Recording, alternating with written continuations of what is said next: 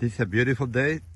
We start with good, well-digested manure, and dung beetles working on freshly deposited manure. This is great because dung beetles are the recyclers of the nutrients into manure. Without them, we wouldn't be able to have such a high stocking rate. Here we are moving them once or twice per day. This is the first break of the day. This is a beautiful place where we have trees, a lake, forest, swamps, alligators, as we are in North Florida.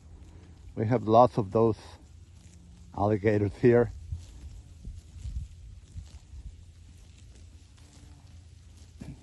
There goes a baby.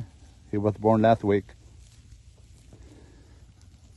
So what we're trying to do here is to achieve a complete grazing with our cows, but we do not have all the necessary infrastructure to do 4 breaks per day as we would like to. But what we can do and what we are doing is accomplish a total graze as much as possible with the genetics that we're working with, and with enough protein supplement, just barely enough for them to meet their requirements, which is a total of 8% protein. Here is the graze line. You can see where they graze all this down. We have a lot of brush and weeds and thorns because we are just regenerating this paddock or this pasture. But see all the live oaks.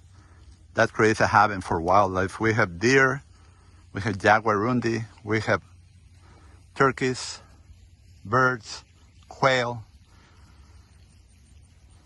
and it's improving. Every year we'll improve from now on, thanks to this harmony we're creating between our cows, our land, and our monetary requirements. Here is a species, a plant species that is making me excited because we thought that they were gone here. See this one here? This one is Indian grass. It's not very large, but since we've been giving longer rest periods to our pastures, it's coming back. And with the complete grazing or total grazing we're doing, we will have more and more of it. And if you see, they have wide leaves, high quality, that cows love. And because of that, we're going to produce more and more humus with the wider leaves. See the difference between these leaves and these others, which is the Bahia grass.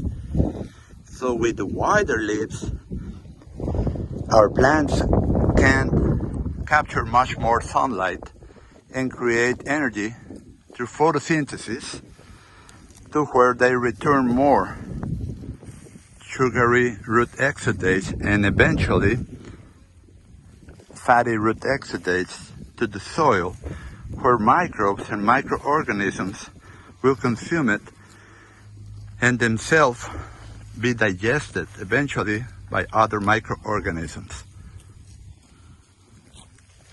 This is what creates humus. This creates humus. So we are working on this every day. We work hard to have our cows get the best nutrition they can so they can be as productive and healthy as possible, and to improve the land on which they are grazing.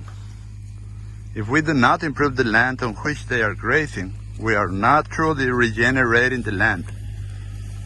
We need to have a nice profit, but we want to, at the same time, improve the land on which they are grazing. When we do this correctly, the number of animals, of productive animals we can carry in this farm per year will increase every year, because humus is our soil's real fertility. Without it, we are going backwards. under conventional grazing or selective grazing, we're usually exploiting or using all that humus that was created by large herds of ruminants long time ago under the predator effect. What we need to do to create more humus is to do total grazing, as they did back then. By the predator effect, they were totally in high density, and then we can start to see changes. This is not what we want to achieve later on. We want much higher density, and we'll get there with time once we build the necessary infrastructure. Right now we're doing the best we can with what we have available.